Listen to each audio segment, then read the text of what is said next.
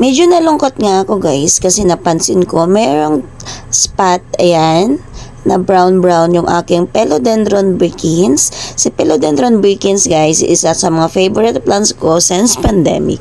Ang mahal kaya nito nung pandemic, ganito lang kalaki mabibili mo na agad ng 500 pesos. Samantala ngayon mabibili mo na lang sila ng 250 o kaya 350, depende naman sa laki. So first, tinatry kong hugasan kung mabawasan nga, pero hindi talaga.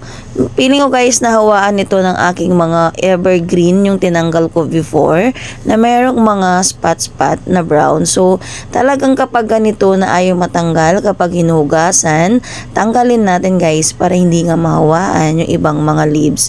So ganyan lang gawin natin, putulin natin. Huwag tayong matakot na magtanggal niyan kasi babalik at babalik din naman guys. Kaysa makahawa siya sa ibang dahon, kailangan talaga natin silang tanggalin. So ganyan lang guys gagawin nyo kapag merong mga spot na brown yung leaves na inyong plants. Huwag kayong matakot na tanggalin kasi nga babalik at babalik yan after a month. Ganyan lang guys. Ang ganda pa naman ng dahon niya. Ayan oh. Thank you for watching. Bye.